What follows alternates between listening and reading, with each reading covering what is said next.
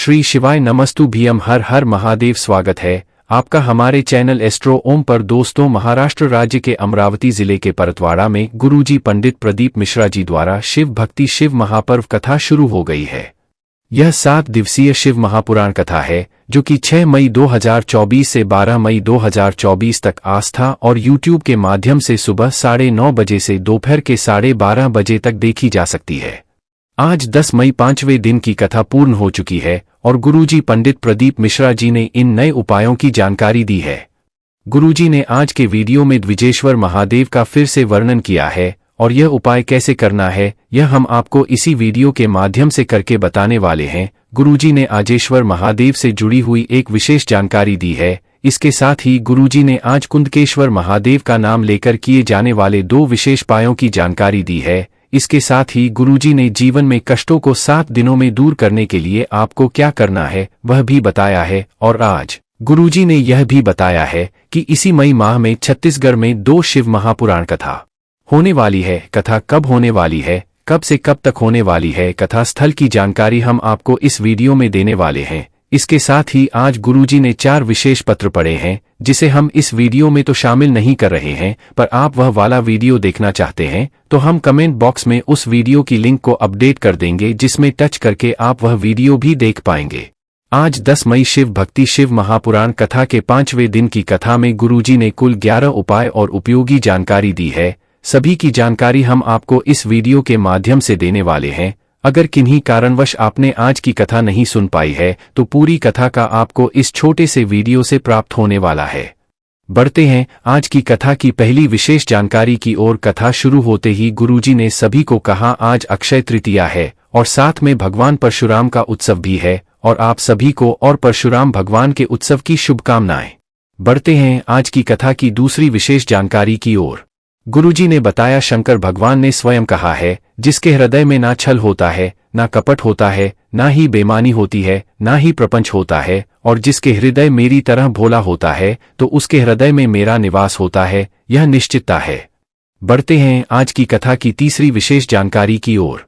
गुरुजी ने कहा, आज अक्षय तृतीया है, मतलब अखंड दिन है और आज किया गया दान भी अखंड हो जाता है।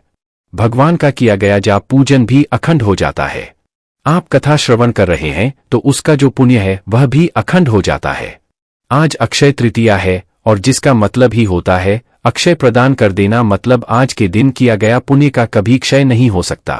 बढ़ते हैं आज की कथा की चौथी विशेष जानकारी की ओर। गुरुजी ने कहा, आज हम आपको एक और बधाई दे केदारनाथ बाबा के आज पट खुल रहे हैं। उन सभी को बधाई जो लोग केदारनाथ जाने वाले हैं और वहां पे भोलेनाथ के दर्शन करना चाहते हैं, और हम प्रार्थना करना चाहेंगे कि बाबा अपने पास सब बुलाए और सभी को बाबा के दर्शन का लाभ प्राप्त हो सके। बढ़ते हैं आज की 5वीं विशेष जानकारी की ओर। गुरुजी ने कहा, शिव महापुराण के लिंग पुराण में लिखा हुआ है, अगर कोई भोलेनाथ के मंदिर में जल चढ़ाने जा रहा है और उस जल चढ़ाने वाले का दर्शन जो जल चढ़ाने नहीं भी जा रहा है वह कर लेता है तो उसके दर्शन मात्र से उसकी जो भी कामना है वह भोलेनाथ वह कामना को पूरा कर देते हैं। मात्र जल चढ़ाकर जाने वाले के दर्शन मात्र करने से इतना वर्णन शिव महापुराण में हमें देखने को मिलता, हमारे कई प्रकार के पाप नष्ट हो जाते हैं, क्षीण हो जाते हैं।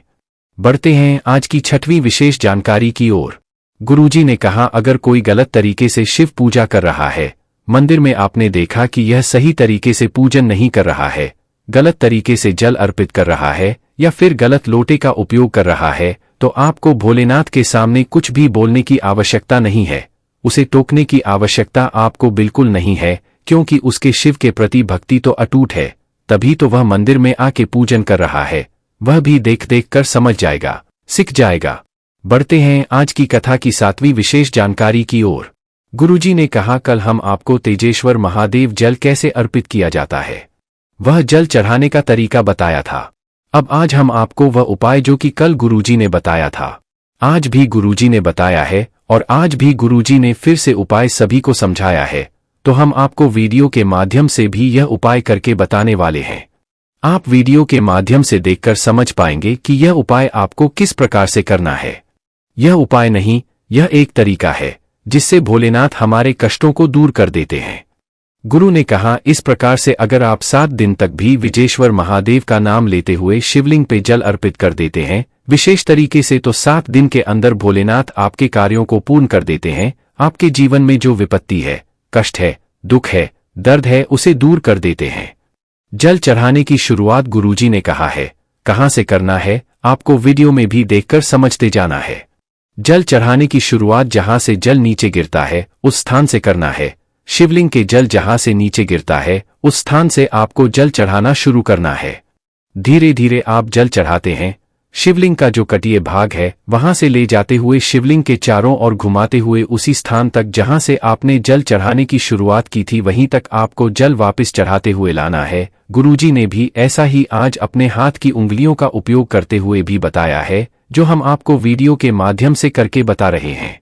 इसके बाद गुरुजी ने कहा है, आप जब पूरा जल वहीं पर लाएंगे जहां से आपने चढ़ाना शुरू किया है, इसके बाद आपको इसी स्थान से जल अर्पित करते हुए जहां पर भी आप बैठे हैं वहीं से शिवलिंग के पर जल चढ़ा देना है, अर्पित कर देना है पूरा जल। पर आपको शुरुआत भी दूसरी बार जब आप वहां से शिवलिंग के ऊपर लाएंगे तो वही स्थान से करना है जहां से जल शिवलिंग के नीचे गिरता है। आप वीडियो के माध्यम से देखकर समझ गए होंगे कि आपको यह उपाय किस प्रकार से करना है, और जल अर्पित करते समय आप विजेश्वर महादेव, विजेश्वर महादेव, द्विजेश्वर महादेव ऐसे अपने मन में स्मरण करते रहना है। गुरुजी ने कहा, इस प्रकार से आपको 7 दिनों तक लगातार जल अर्पित करना है। 7 दिनों के अंदर ही भोलेनाथ आपके जीवन से तकलीफ और कष्ट को दूर कर देते हैं, और आपके जो कार्य पूर्ण नहीं हो रहे हैं वह पूर्ण होना भी शुरू हो जाते हैं। अब यह उपाय हमने कल भी आपको बताया था कि कैसे करना है। कल भी हमने सही तरीका बताया था जो कि गुरुजी ने बताया था, पर कुछ भाइयों ने कमेंट किया था कि आप गलत तरीका बता रहे हैं। आप फिर से एक बार वीडियो देख लीजिए, सुन लीजिए।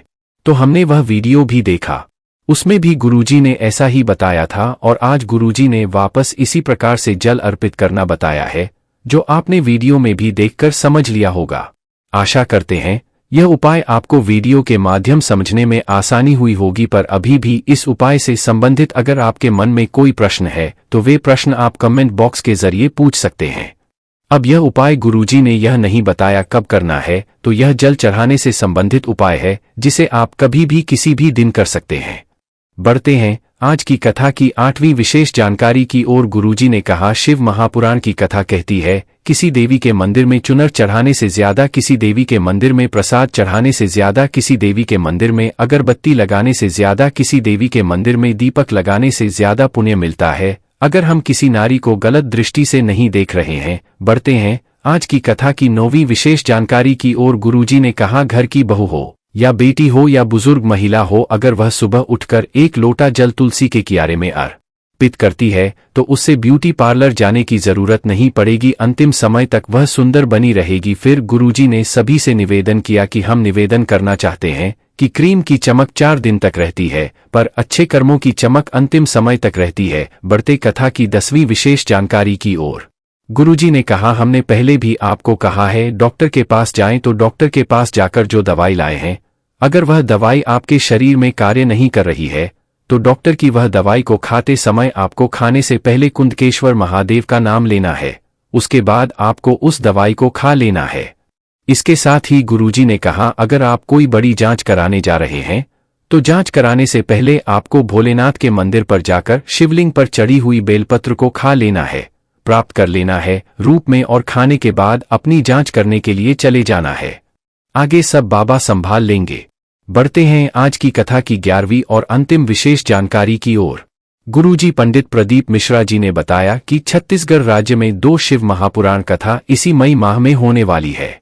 पहली शिव महापुराण कथा जो है वह गौरी शंकर शिव महापुराण कथा है।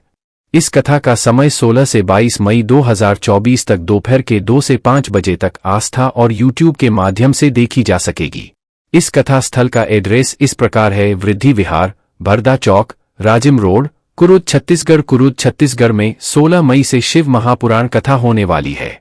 दूसरी शिव महापुराण कथा जो कि छत्तीसगढ़ में होने वाली है वह 27 मई से अमलेश्वर रायपुर में होने वाली है। इस कथा का नाम और अगर कथा स्थल की जानकारी है जैसे ही हमें प्राप्त होती है वह हम आप तक पहुंचा देंगे। बाकी दोस्तों, इस उपाय को करने में अगर आपको कोई भी दिक्कत समस्या आती है तो कमेंट करके पूछ सकते हैं। श्री शिवाय नमस्तु भीम, हर हर महादेव।